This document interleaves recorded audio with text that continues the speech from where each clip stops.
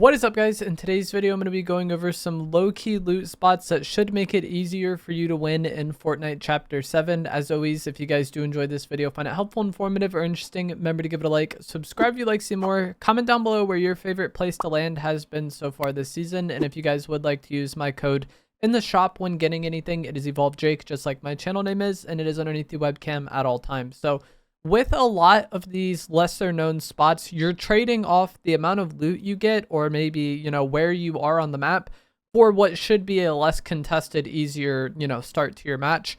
So typically you won't get as much loot in these locations as you would like a big named POI, or you might be on the edge of the map or somewhere that's pretty inconvenient to play. But as I said, you should have an easier start to the match, and should is a keyword there, because sometimes some of these unnamed spots can be weirdly contested. It just is what it is when you have, you know, a bunch of people all in the same match. You just happen to end up in a game where several people go here.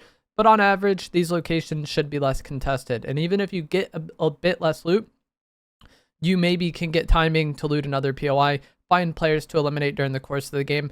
But very infrequently are you going to get enough loot from these spots to just be ready to play the game out from that point on. You're probably going to need to go somewhere else and get more loot, or get eliminations throughout the course of the game to get better stuff, more shield, things of that nature.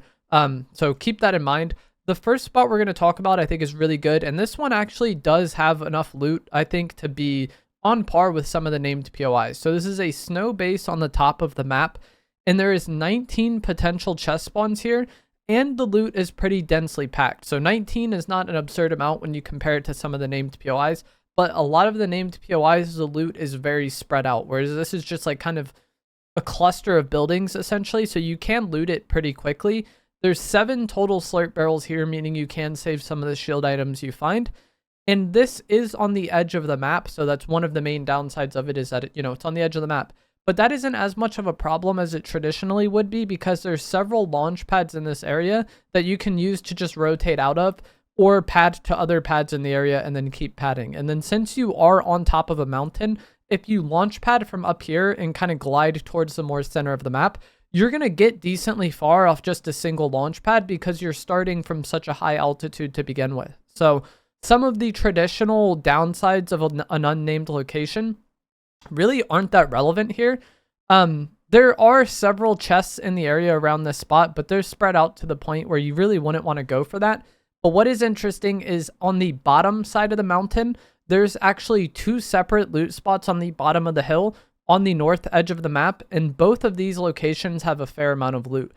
For some reason, the left and the right side have the exact same amount of loot. Both sides have 9 potential chest spawns, a slurp truck, 2 barrels, and a launch pad, which you can use to get up towards that top base, and then pad from there. So if you are really contested here for whatever reason, you could maybe veer off to one of those, lower spots, get that truck, and then pad up. Or if you're playing a team game mode, you can maybe have one person land up top and one person land on bottom, or, 2 people land bottom on either side. If you're not contested, I feel like if something like that would be worth going for. So you could kind of land here in squads or duos, see that you're uncontested, and then have, somebody veer off and go get that bottom loot, because 9 potential chests is not a lot, but for how densely packed that area is and having a slurp truck, I think it's actually pretty good. So this snow base, I think, is going to be, of the unnamed spots, one of the more contested one. Another spot that I think should be pretty uncontested and easy to loot is going to be the docks north of Treetop Terrace. It doesn't have the most loot. There's only 9 potential chest spawns, but what is nice is that there's a guaranteed slurp truck and some car spawns as well. So this is going to be one of the spots where you loot up and then go somewhere else. You maybe go towards like the Treetop Terrace area, see if there's anybody still over there that's fighting. In this season, gold has like a larger impact on the game. And like there's several clusters of vending machines around the map that sell heals and weapons. So if you ever don't get enough loot from one of these locations, like maybe your shotgun is lacking or your AR is lacking, or the amount of shield you have is lacking, visiting those vending machines is something that'll help you get topped off on loot. So the docks north of Treetop Terrace, I think, is okay. Is like a very chill spot, but it's not going to be something that you can just loot up and play the game out from there. The island west of Classified Canyon is actually very good, in my opinion. There's a Forsaken Blade spawn just on the mainland next to this island, And the golden Forsaken blade is incredibly good this season, and there's not very many portals around the map. So having a portal here that not a lot of people want to go to because it's kind of in the middle of the nowhere is something that can really help you. And hopefully there's not anybody here and you can just kind of land on that portal, get the sword right away, and that'll make it easier for you to loot this little island. There is 10 chests here, which isn't a lot, but it's enough. And there is a launch pad as well that you can, pad into Classified Canyon afterwards, or just pad somewhere on the map to try to loot. But having 10 chests in an area that's not really likely to be contested, plus a potential Forsaken blade spawn, is something that really sets you up for success. You're probably going to need to go somewhere and get more loot, but having a very high chance of getting that Forsaken blade off spawn and getting it uncontested is something that is really, really valuable. This next location, I think, is actually the best spot on this list, and it also has a Forsaken blade spawn on the road nearby.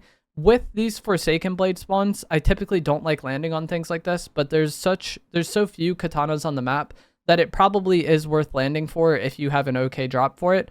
This one on the road is more likely to be contested by enemy players, so that is one potential downside that can kind of make this spot a little awkward.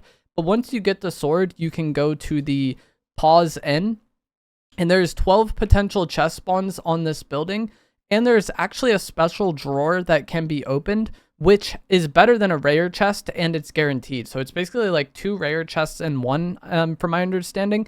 It takes a little bit of time to loot, but if you've cleared the area, this is going to be no problem at all. It's not nearly as long as the briefcase of patience. And again, this is a spot that's just pretty uncontested. You have that potential sword spawn. You have a lot of loot for yourself, and you're in pretty much the center of the map, so it's not like storm is really going to be a problem for you. There's also a nearby gas station that you can visit to get some shield or maybe something else from the vending machines if you really need it. But with the amount of loot here, you shouldn't really be that desperate for it. And with both of the past 2 locations, getting that katana off spawn is really helpful to you. And both of these locations, I feel like you have a decent chance of getting it. Having that mobility, having that box kind of checked for the remainder of the game is something that is going to help you a lot because a lot of players want to get these swords. The final location we're going to talk about is not the greatest, and the amount of loot that's here isn't that much, but it's something that can propel you into getting more loot. So it's going to be Perfect Plunge, which is a little building outside of Battlewood. It's very small, so you can loot it pretty quickly, but it has 9 potential chest spawns, 8 barrels, and then 2 potential car spawns as well. And the fact that this is an okay amount of loot in a small area that you can loot quickly, and you have a potential car, you can maybe go towards Battlewood and clean that up. But Battlewood is more of like it's such a large and spread out POI that it's kind of rare to know. It's hard to know if it's cleared for sure when you're going to third party it. People can be hiding anywhere, but you could also rotate towards Sus Studios and then clean that POI up. And that should help you get, a good amount of loot to play the game out. And then Sus Studios also does have vending machines as well that, again, will let you get topped off on loot, let you get topped off on shield. So while the area of Perfect Plunge isn't that great, like this building is nothing special, how close it is to these other POIs can kind of give you a safe and easy start to your match and allow you to third party and clean up a location and get, a good amount of loot going from there. But that is going to be it for this video and some of the unnamed loot spots this season. I think the 2 best were the pause N, the one that had the katana on the road outside, and then the snow base I think was also very good. And then the island west of Classified Canyon, that Forsaken blade spawn is probably the least contested one because a lot of people in this area are going to be going to Classified Canyon to get that golden arc lightning gun and guaranteed rare chests. But let me know which location you think is best this season, and if you guys found this helpful, informative, or interesting, remember to give it a like, subscribe if you'd like to see more, and I will see you guys in the next one. Thanks for watching.